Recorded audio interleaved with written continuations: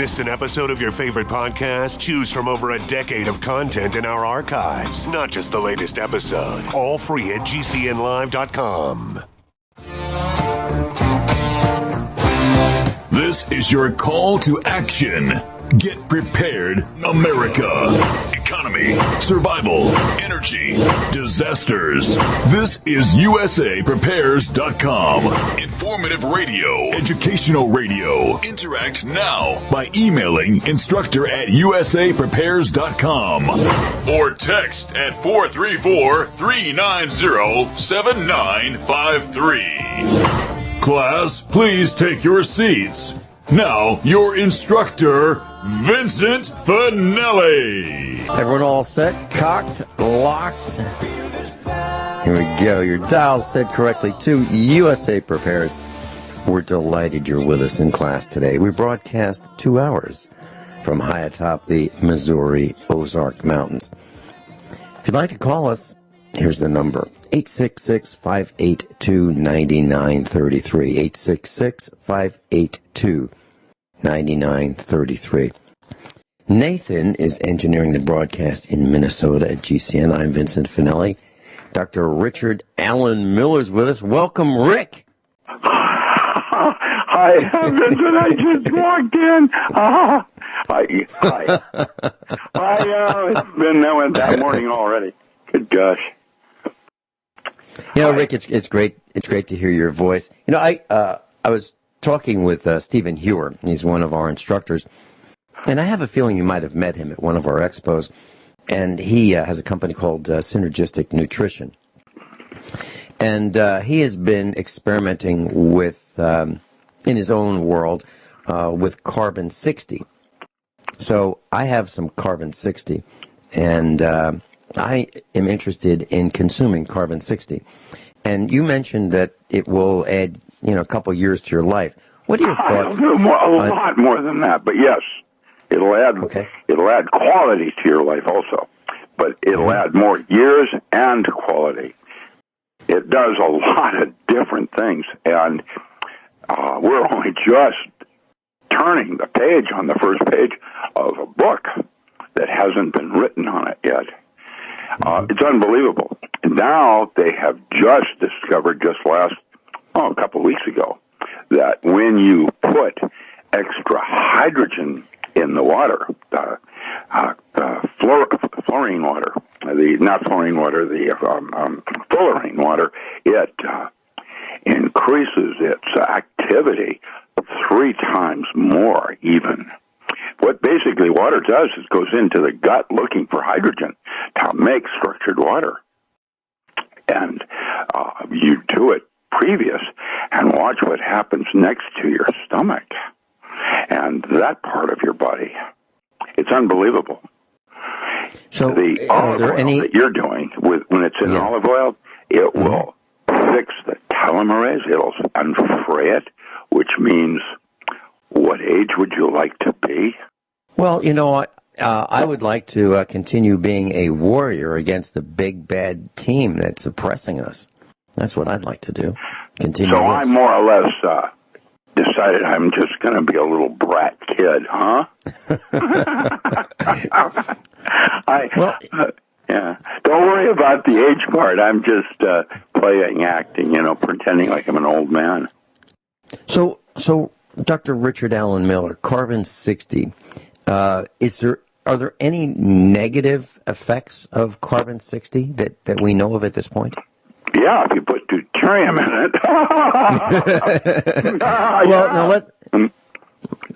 It just depends on what it's captured. No, not really. It is, in fact, carbon is one of the only elements that bonds to itself.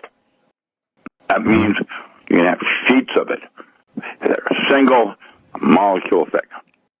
And that's unusual. Now, when you have just 60 carbon atoms, they can and will form a ball. And also 120. It's because of the structure in the dipole moment, it bonds to itself at a slight angle and will form a what's known as Buckminster Fuller ball, or a Bucky ball. And that spacing between one atom and the next is 1.4 nanometers, a very, very small space. And the only thing that can get inside that is H2O. Well, actually, H3O2. Okay, so how do we? What do I do to enhance the performance of C60 mixed with an oil? Because that's how it is. It's C60. Enhancing it. How do you take it best? Yeah, by praying with it. It somehow captures your thought, and that's how we are now describing how psyche, imagination, becomes reality. That is a metaphor, but that is essentially how it works. Takes your thought and places it into matter. All right. So to be specific, Dr. Richard Allen Miller, is this best, since this is an oil-based product, and it comes out of a small bottle. And waxes have a certain process in your human living or life forms. And oils, fats, and waxes will take them here, not there, that kind of place. And where it gets taken is really important. Water is in almost every single part of your body. While it only constitutes 70% of your body, it's 99% of your body. And in other words, of you, because it's so small. Even though it's not a very large amount, it's in everything. And so where oils, fats, and waxes go, which is our main concern for life forms, for your source of energy, your source of something functioning correctly, that's where it takes it. And so taking it with olive oil is about as good a thing as you can do, because it will then go everywhere it's supposed to, not just hang out in your muscle or whatever. Do you take this dropper and put it, under your tongue? Do you just add it with sublingual? Yeah, you can do it sublingual. No, it doesn't need to do that because it's water. Yeah, you just drink it. You drop the oil in it and gulp it down. It'll be gone. It'll go everywhere. That's it. It'll break down and go everywhere. And the fact that it's in an oil makes it go everywhere better. Okay. And how much do you take? A drop, 2 drops, a gallon? I mean, as much as you can take. Gulp it down. Do it. Just gulp the whole thing down. I did that, and now I probably won't ever need to do it again. I didn't know how much to take or not, and I took, massive quantities in the early stages of it, checking it out. And now I probably can go to Chernobyl and hang out. How they first discovered it, Ukraine, not Russia, was that they gave lethal doses of radiation to rats and then fed them fluorine water. And 97% survived. So are you saying that this carbon 60 is a way of preventing cancer? Is that what this is? It is one way of stopping cancer. You don't prevent cancer. Cancer happens. It's your body makes mistakes. That's what we call cancer. What you don't want it to do is continue making that mistake. That's what it'll do. It'll stop that nonsense. This is basically the greatest antioxidant we can imagine. It goes in and isolates, wraps microtubules around toxin, flushes it out of your body. Gone. History. Done deal. Okay, so it would be like an octopus grabbing its prey. It's an antioxidant. But I meant an octopus. It's not oxygenating your body, those would be from sugars or polysaccharides. But yes, it delivers oxygen to the body, but it does something even more.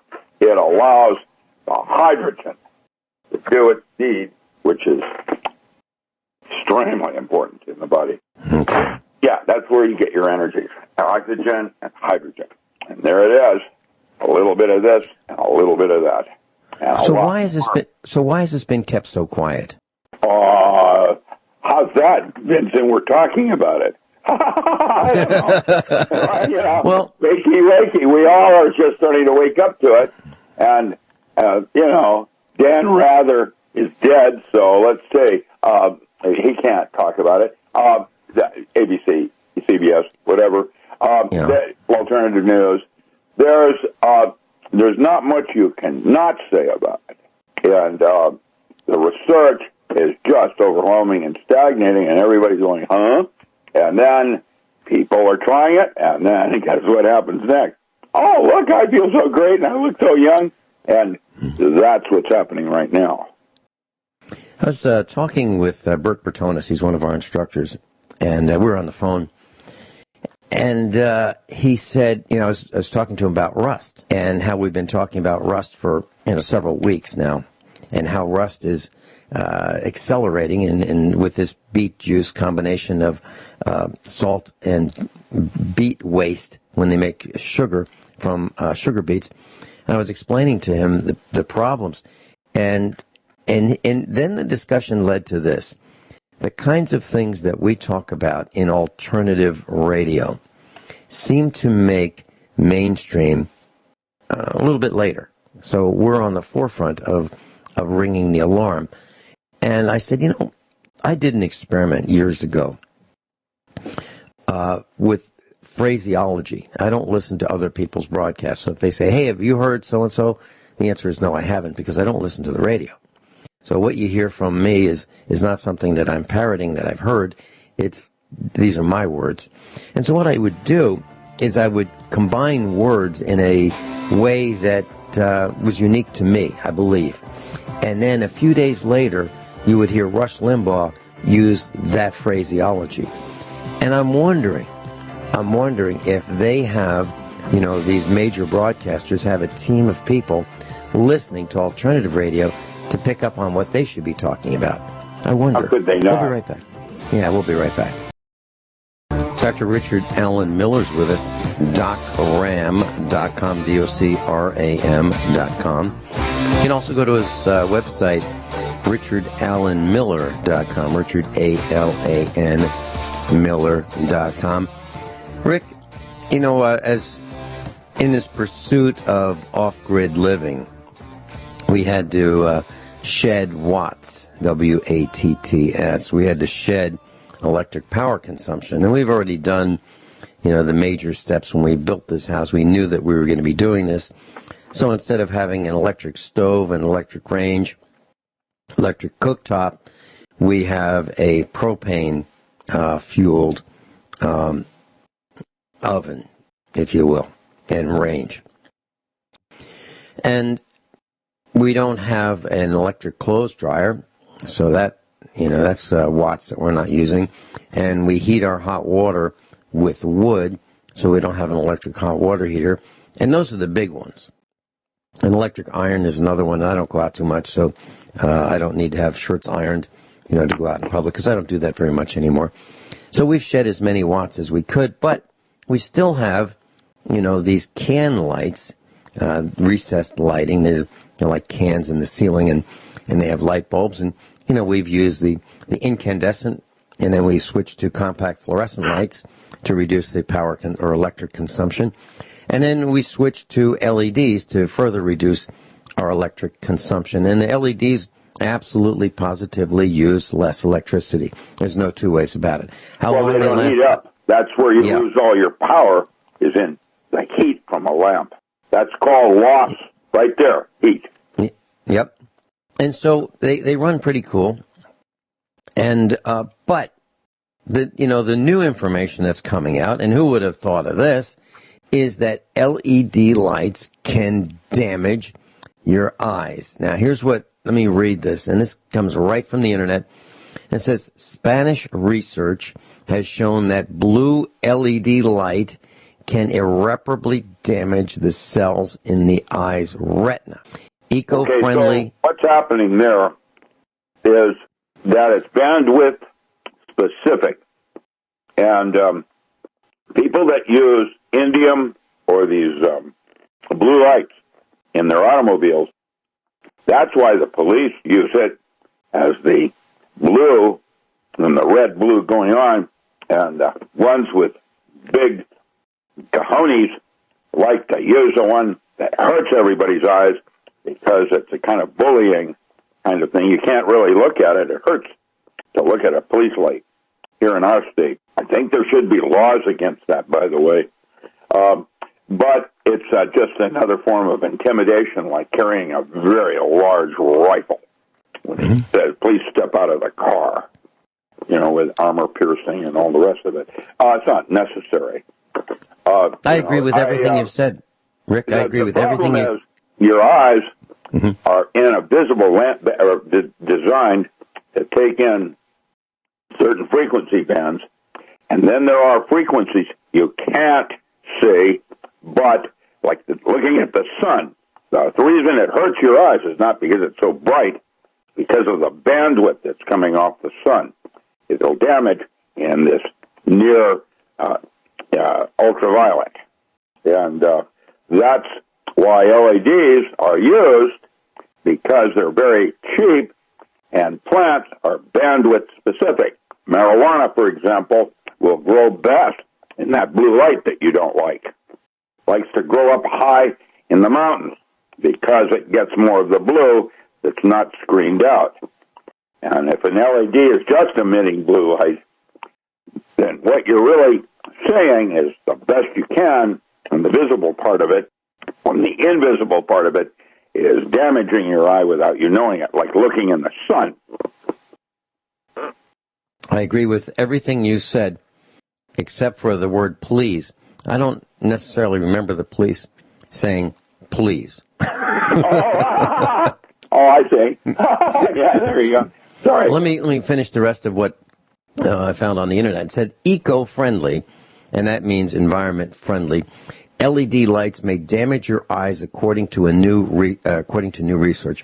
A study discovered that exposure to LED lights can cause irreparable harm to the human eye. Some nail lamps are called UV lamps, and some are called LED lamps. Both emit UV, ultraviolet radiation. They predominantly produce ultraviolet A rays, which have been linked to premature skin aging and skin cancer. Let's talk a little bit more about this when we get back. Dr. Richard Allen Miller's with us, and we're talking about potential dangers of LED lighting, light-emitting diode lighting. You need to qualify that. That's only specific LED, not all LED. Yeah. And Rick, one of the things that I'm concerned about is these very, very bright LED headlights that are aimed at us. These bluish lights on modern vehicles. I'm concerned about that kind of lighting as well. Have you done any research about that? Yes, and it irritates me, and people do that because they think it's like a fog light. That penetrates through the fog. It's not absorbed like other light is. That's what makes it dangerous. No screening of it. When we were growing up, we were told to go out and get some sunshine. I mean, those were the words. Go out and get some sunshine. And we didn't really understand. We didn't understand exactly what that meant. But our body needs sunshine in order to be healthy. So if we lived in a cave and we didn't get any sunshine, we would not develop properly and we wouldn't be healthy. Well, now a lot of us are living in these man-made caves. We go to work. Maybe the only exposure we get is on our drive in the morning to work, through the windshield or through the side window of our vehicle as we drive to work.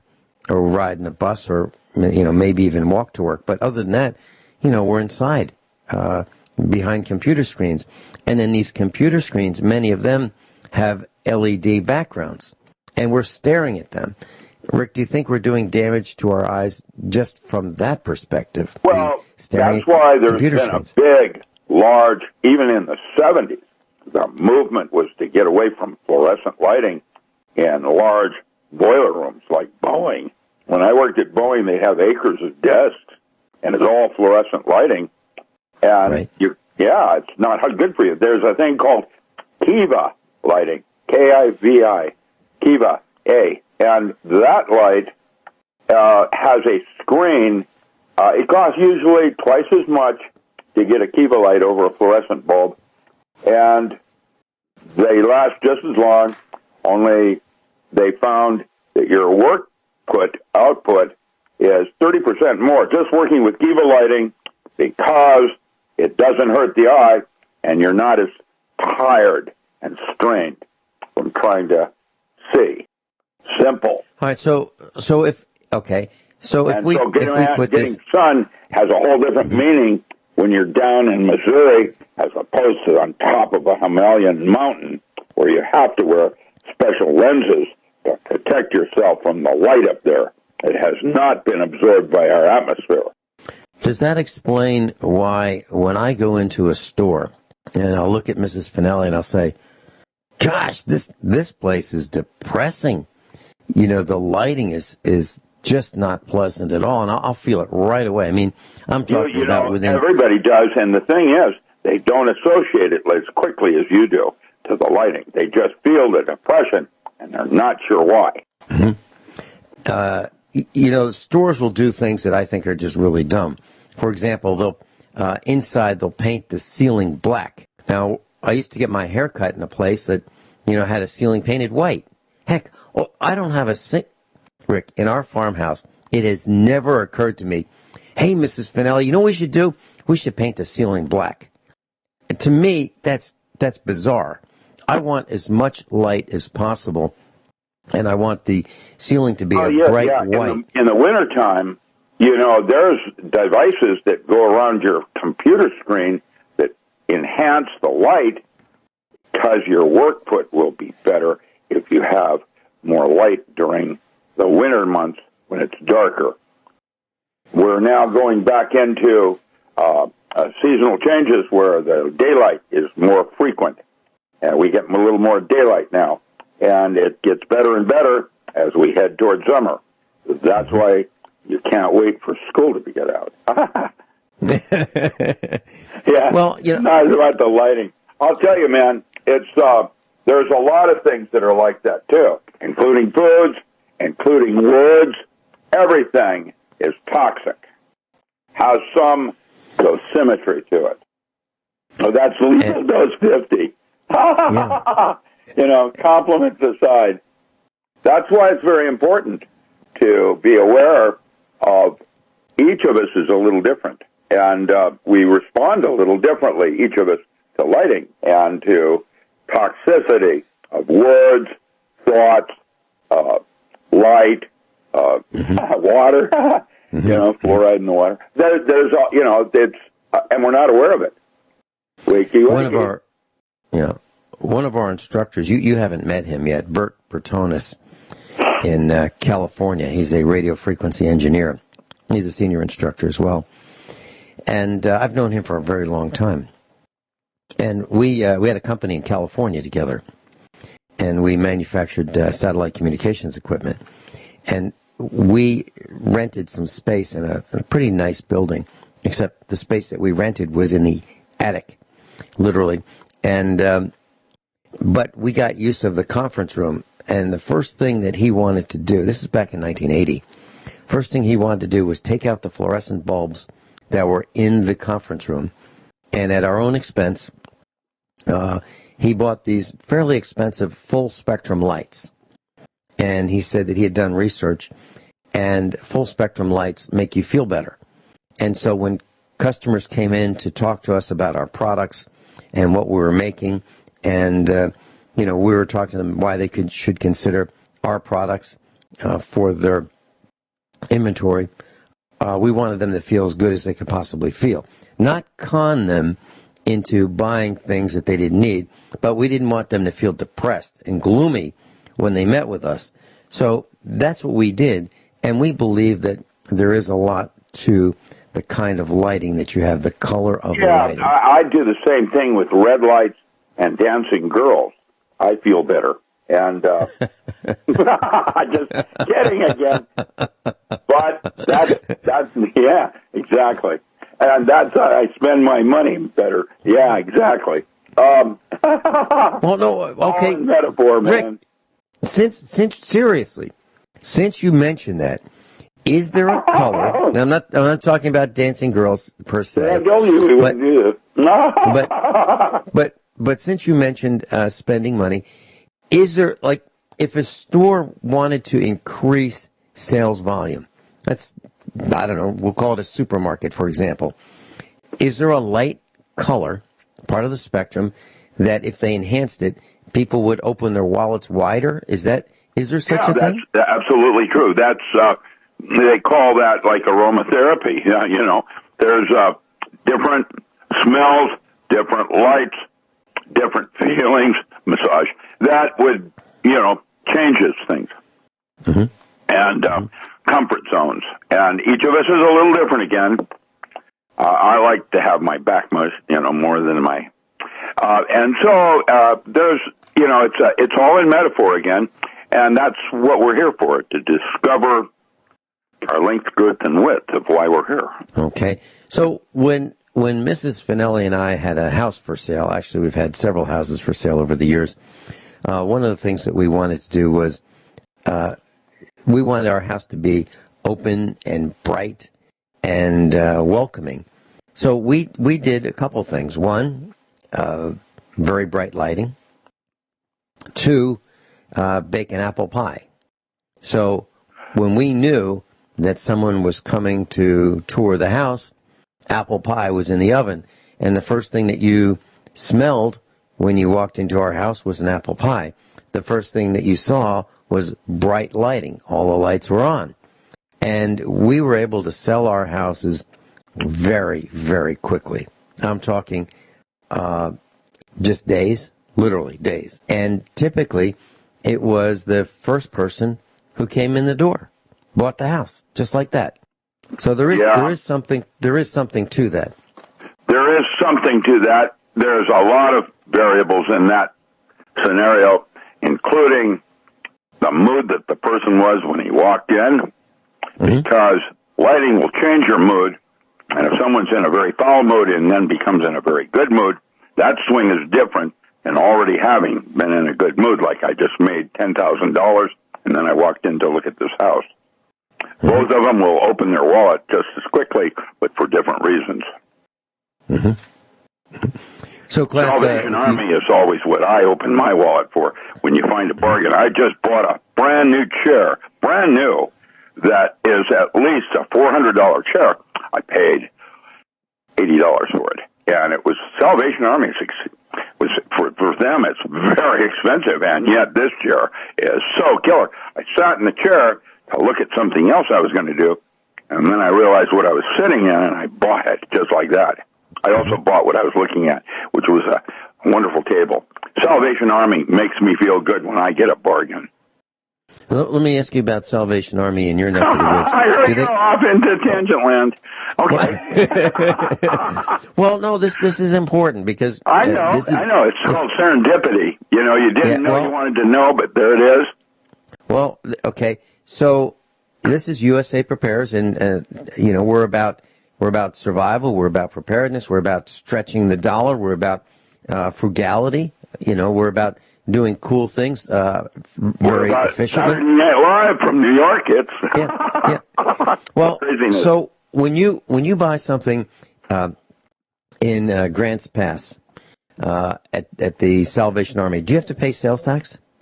No, we don't have a sales tax here in Oregon.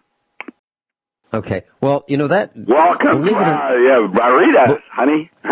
Believe it or not, well, you probably would believe it.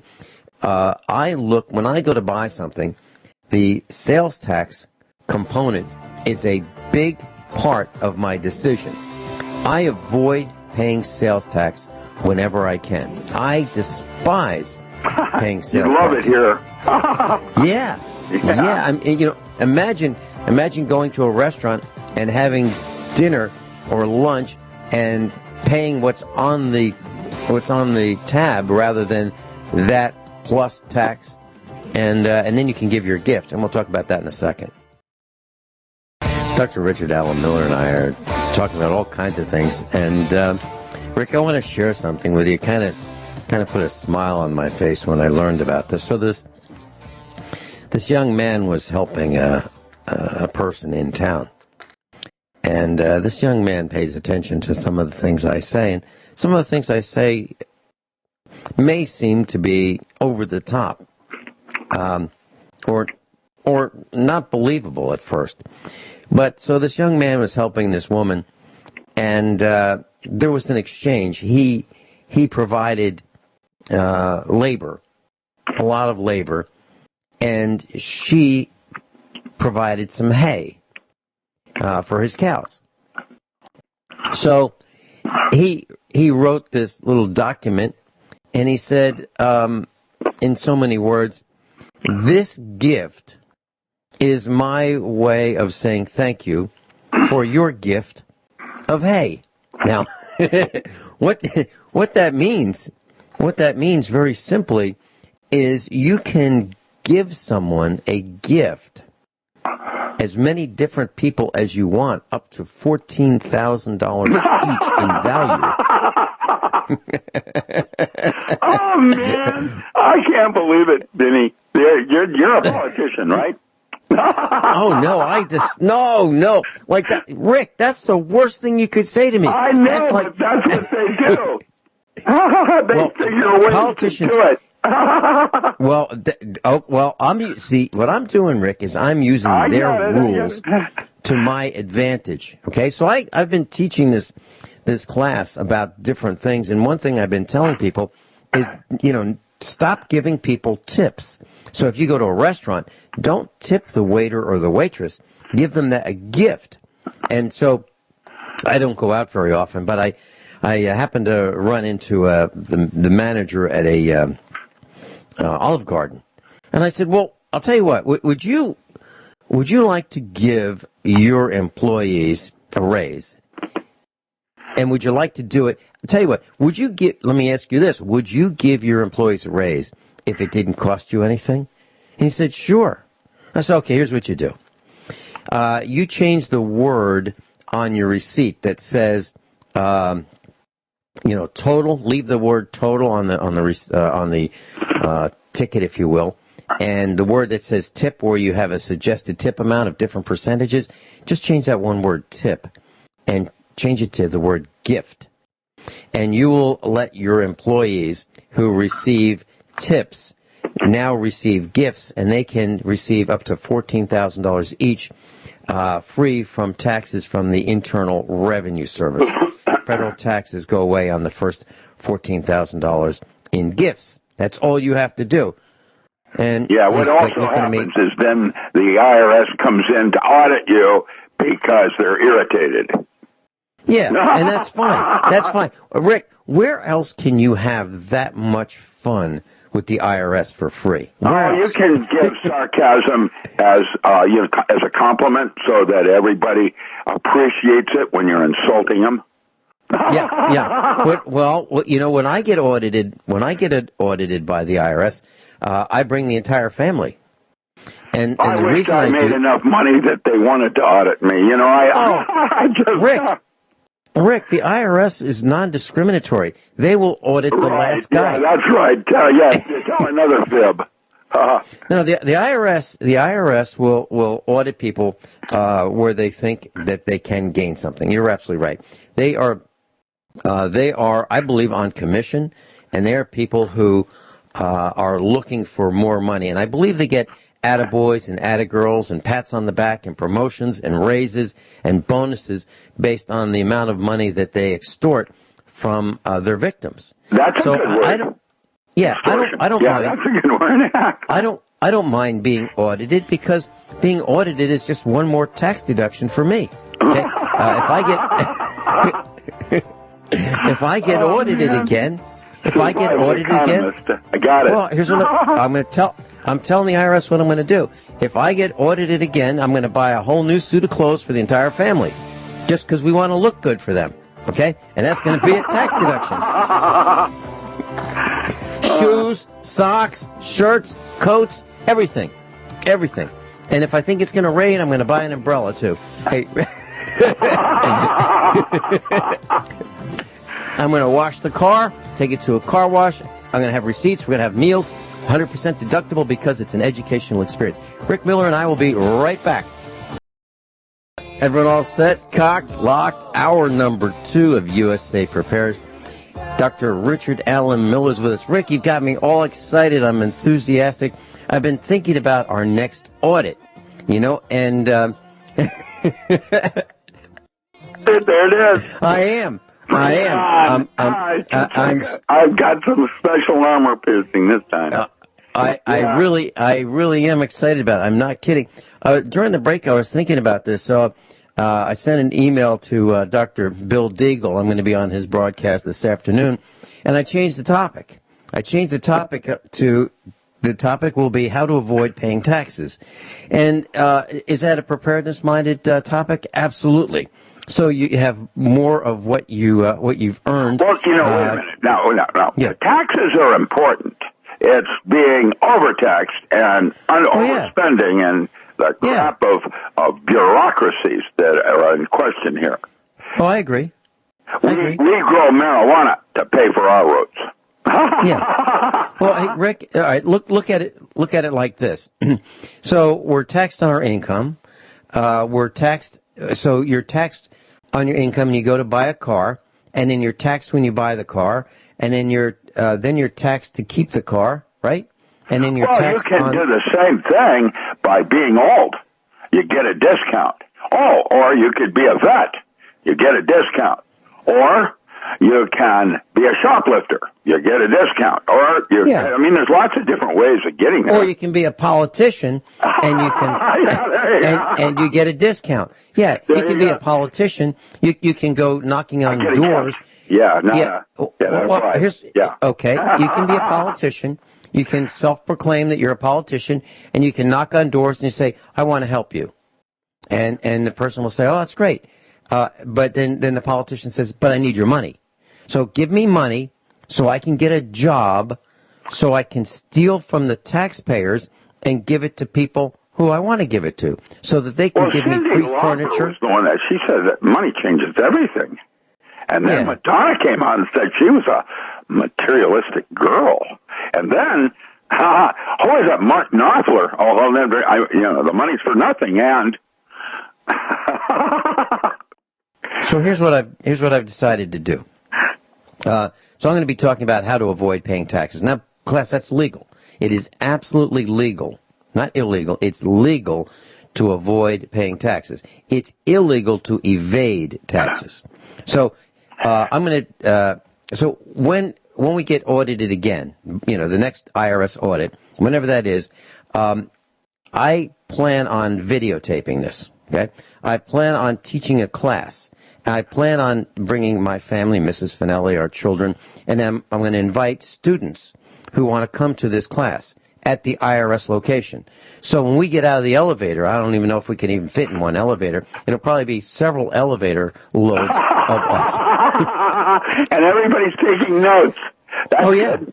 Absolutely. We're gonna have someone behind the camera, someone operating the microphone, someone, and what do you think that's going to be like? The fluorescent lighting. I mean, what do you think that's going to be like when we show up at the IRS location with like 25 people, and we say, okay, I'm here for my audit, and these are my witnesses, and they're going to be taking notes to make sure we get this right, because we don't want to make any mistakes. Yeah, and we're going to videotape it, and if you need time to go to the men's room before we start, go ahead, and we'll wait for you. And I'm serious about this. I'm putting the IRS on notice. If they want to come after us, we are going to make a class out of it. Then we'll put it on YouTube, and it'll be really wonderful, and it'll show how the government works.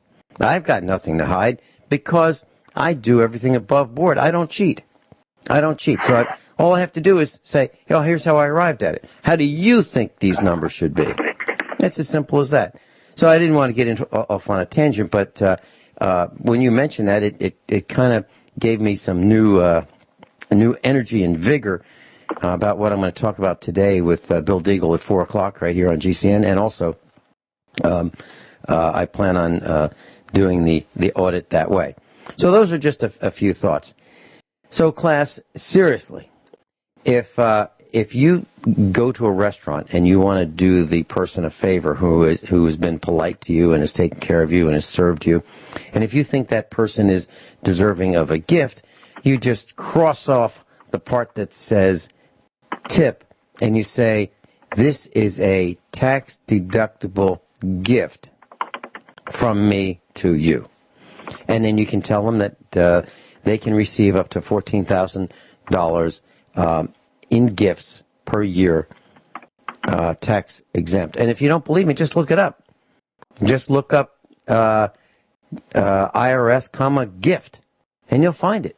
It's right there. As a matter of fact, I know people who have taken a picture of the IRS screen on a computer and they carry it with them in their cell phones so that they can say, well, this is what it says to me. This is right from irs.gov.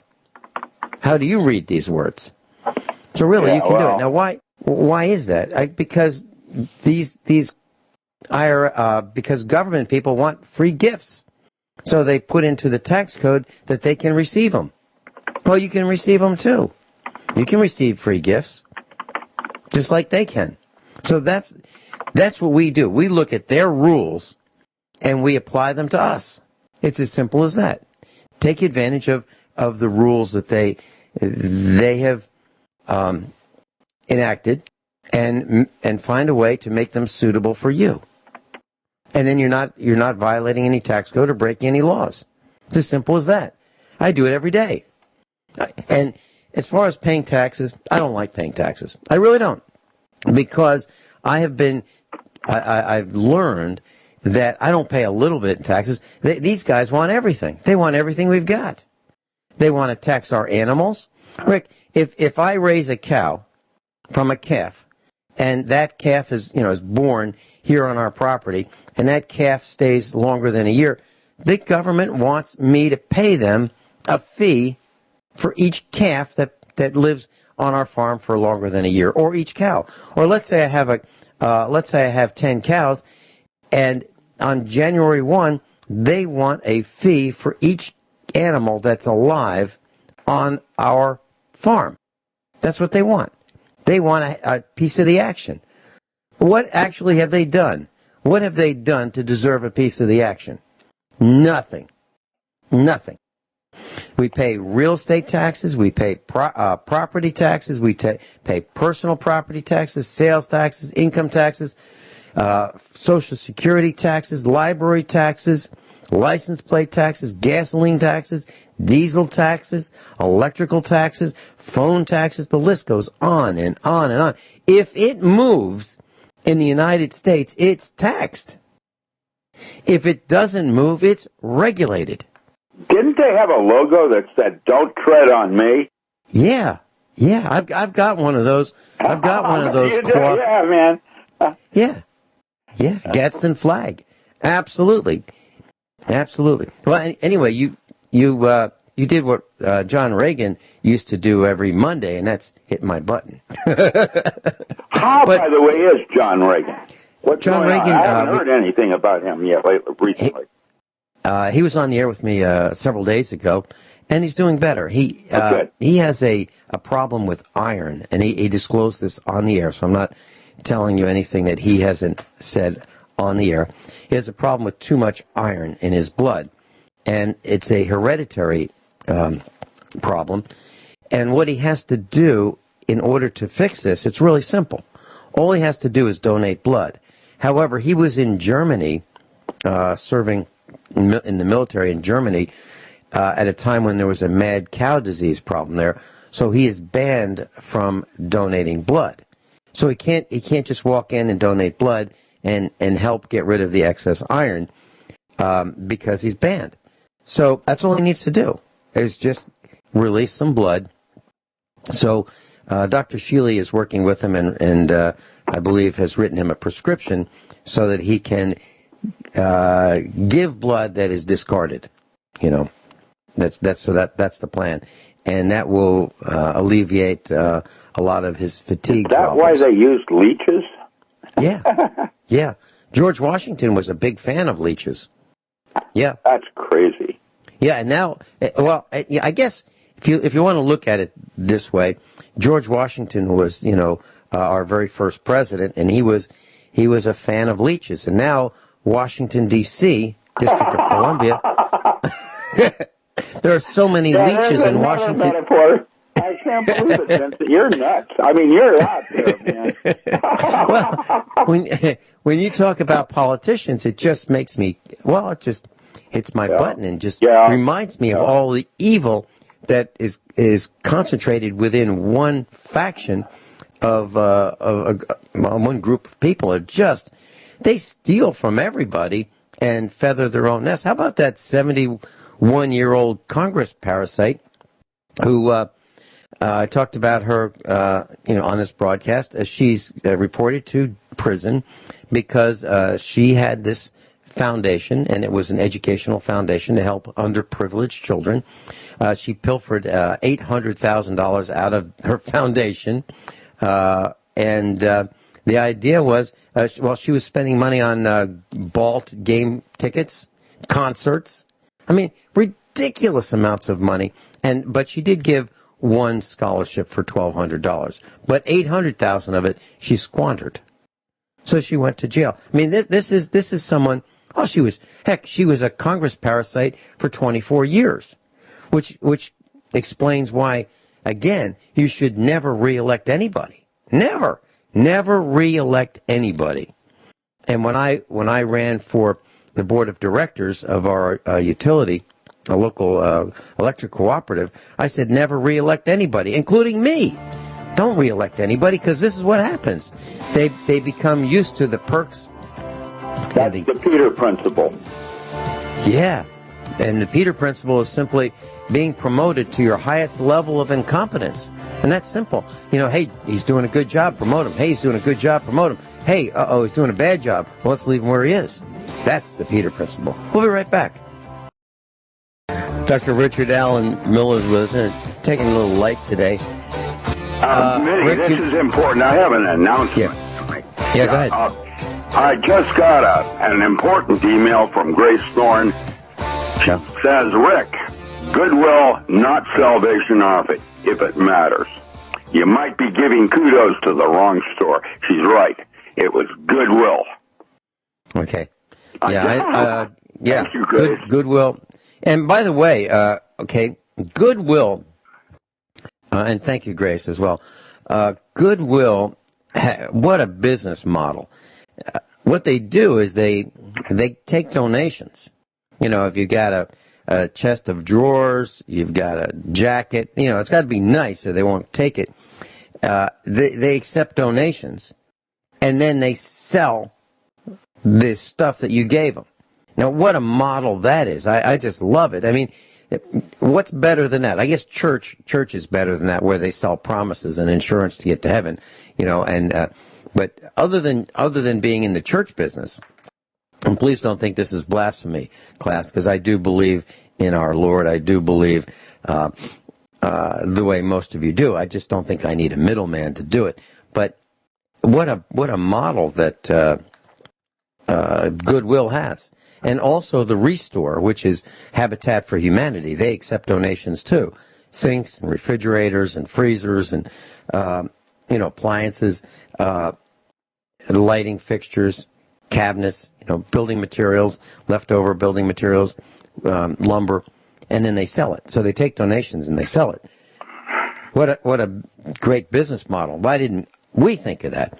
Anyway, we were talking about the Peter Principle, and the Peter Principle is a concept in management theory. It's formulated by an educator by the name of Lawrence Peter, and it was published in 1969.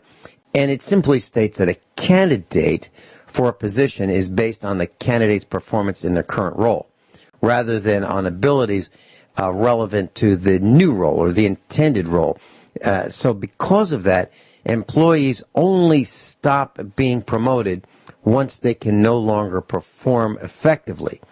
And managers rise to the level of their incompetence.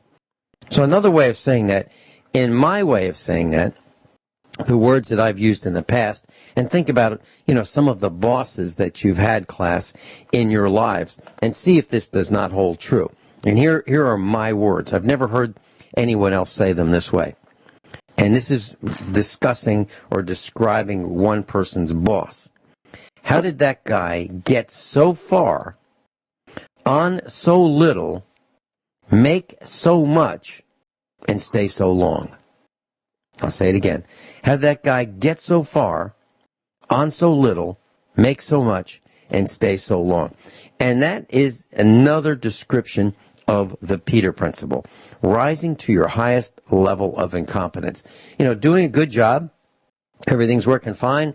There becomes a vacancy in the corporate structure, and the boss says, you know what? He did a really good job. We're going to promote him.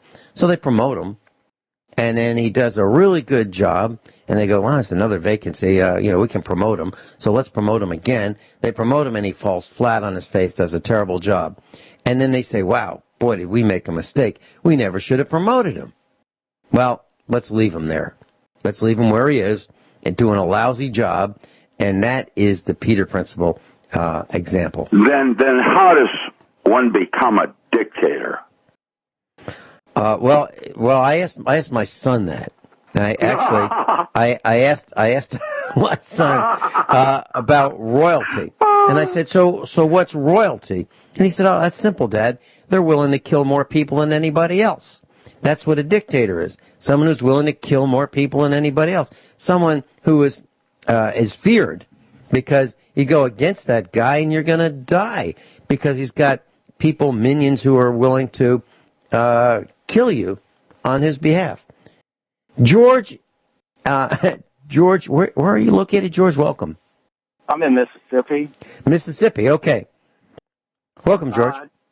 I didn't get to call Dr. Shealy, but I thought I'd let you know today that I was looking at some of the stuff that we bought at the grocery store, and Pillsbury and Nestle and M&M Mars, they all have wording on their products that says they are made from partially genetic engineering.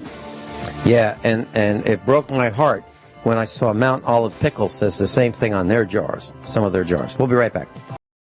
Dr. Richard Allen Miller is with us. RichardAllenMiller.com. Richard, A-L-A-N, Miller.com.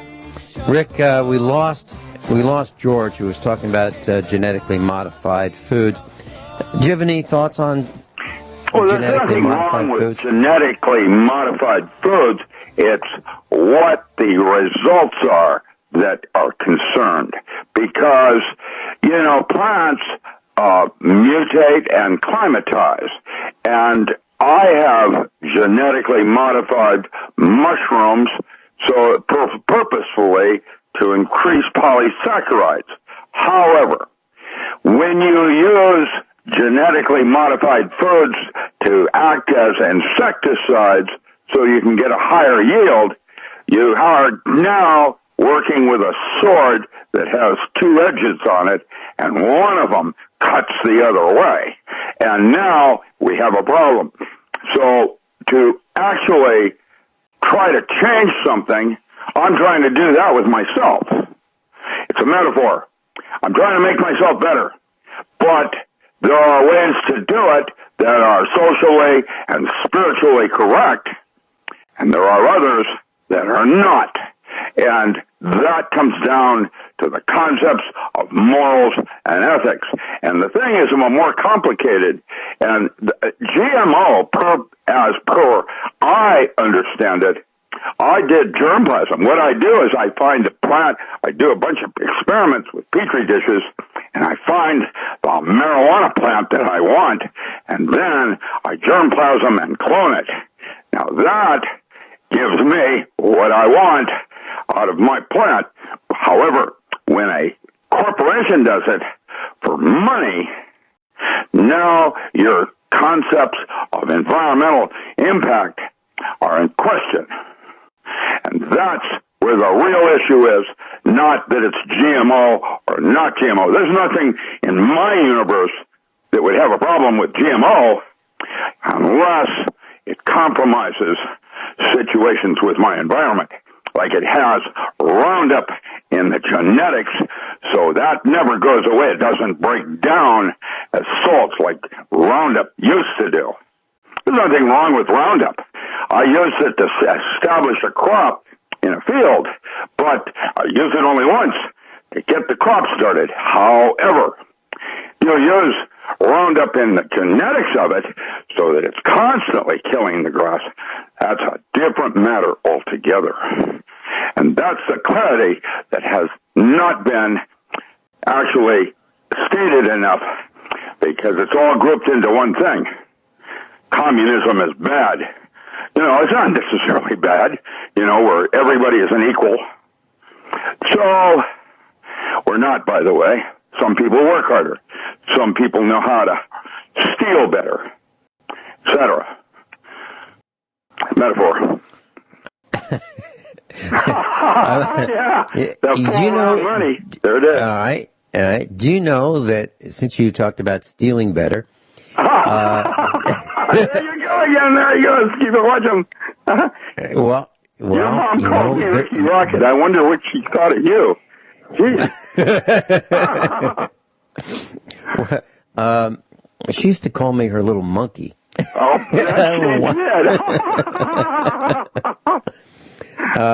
when I was very little, she would call me an imp. I guess I was impetuous. Well, you're smaller. You got a finer bone. You're Italian, and good gosh, you're not like a thug.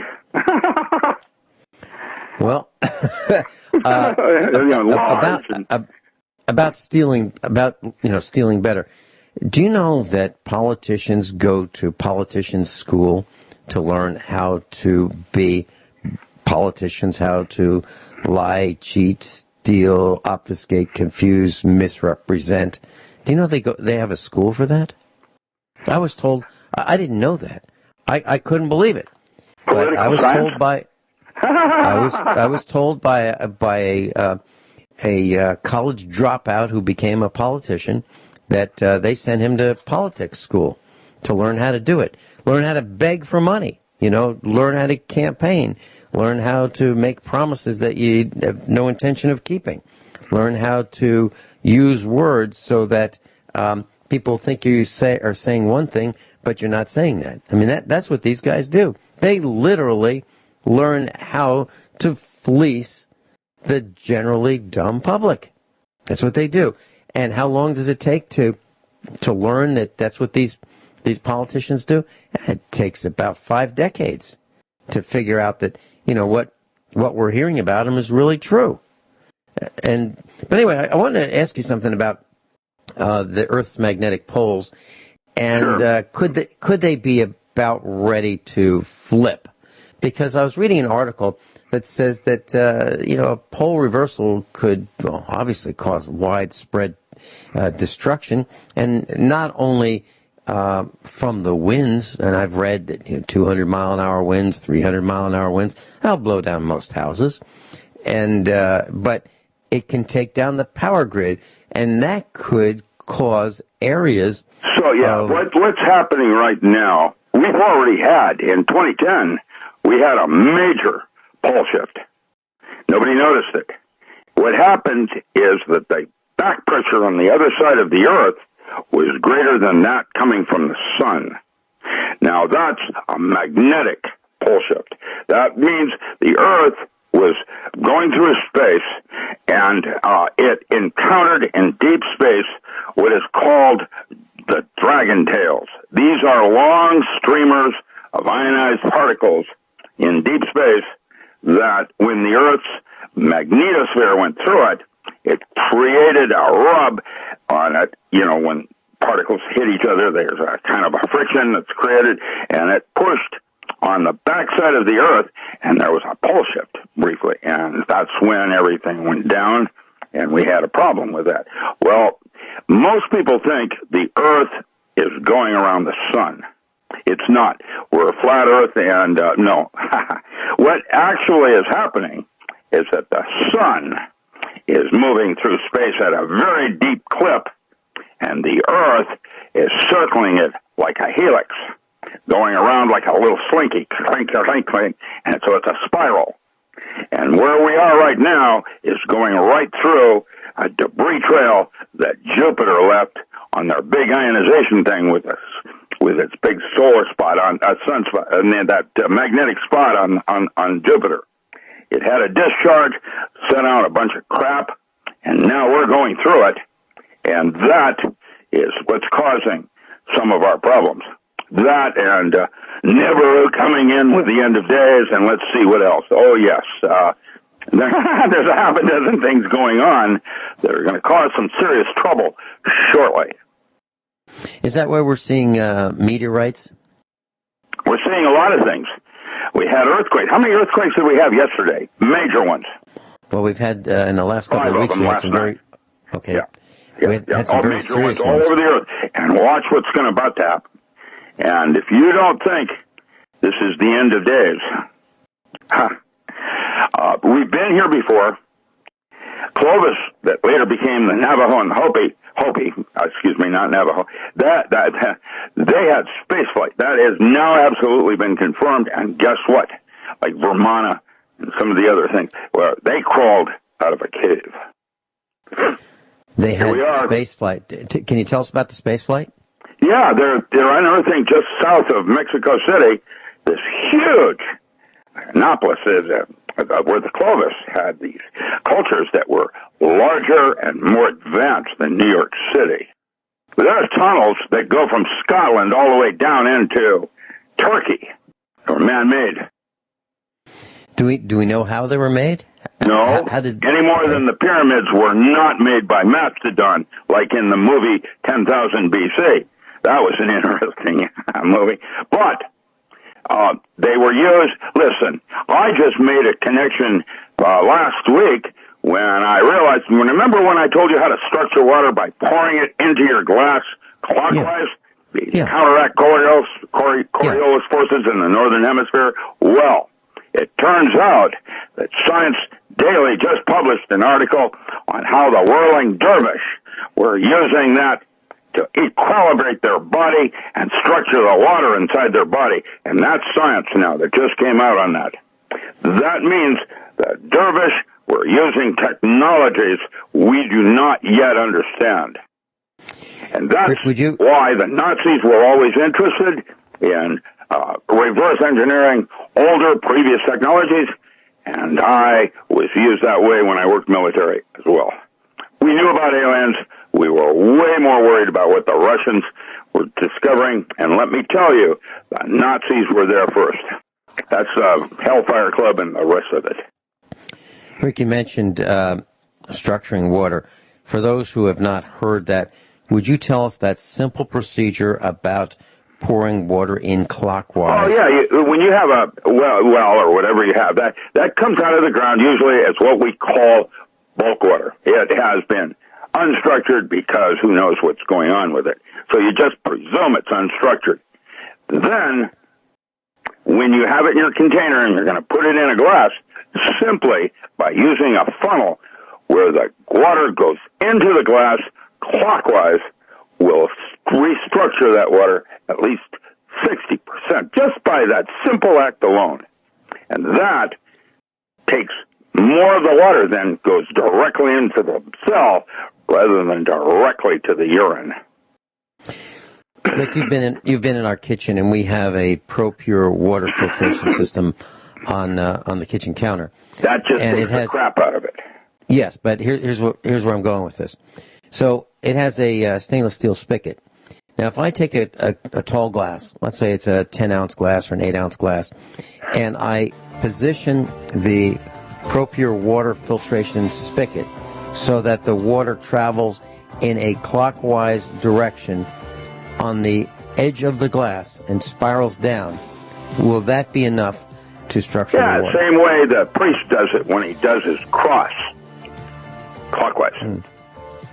Oh, I thought he was saying as he was making that sign, he was saying Dominic. Just kidding. He wasn't saying Dominic Friscum? Dr. Richard Allen Miller's with us. Rick, can you share with us your latest offerings on your website?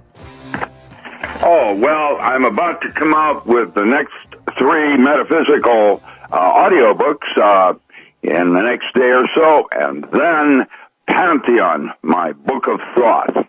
It'll be a book on tarot, will be coming out. That was a protocol that I used with Navy SEALs when I trained them on how to think in metaphor. We do that. I had taken a course from Gregory Bateson, and what is your metaphor? But to serve your paradox. And so you have a couple of ox out in the field looking at each other in a meadow. And so if anyone's interested, they can go to Richard Miller. Yeah, I'm writing this summer. I'm going to be physically on site at Sterling College up in Vermont. They are a agroforestry, hands-on with a demonstration farm there. I'll be doing a couple of guest appearances in different classes this term, and then next term they want me to teach both the new small family farm for the 21st century and the forest farming on location. And for doing that, they will offer a bunch of graduate students to finish up my 360 PDFs in agriculture that I'm writing. I'm going to be busy trying to pump them out so that I can keep ahead of Amazon and the rest of those creeps that are bootlegging everything I do. Amazon's really taking over. Stores are being shuttered, all over the country. And, that's just the least of it. Watch what Google does next. Rick, I bought a cast iron griddle frying pan type thing. It's square. It's really, really heavy. And I bought it on Amazon. And so we can cook as if we're grilling out on a grill, but I can do it on our gas propane stove in the kitchen. And the darn thing, shipping included, was $14.88. Unbelievable. This is a cast iron, it's really heavy. And I was thinking, if I wanted to ship this thing across the road to my neighbor, it would cost more than $14.88 just to ship that amount. That amount of weight. They rip. They do something we can't. They're going to use drones next to deliver. But to cure that piece of cast iron, there is a technique that I learned in survival schools where you put oil in it. Bear grease is what I use. And then you let it catch on fire. And what that does is it takes that tallow right down into the metal itself, and then you never ever have things stick ever again. Yeah, it's extraordinary.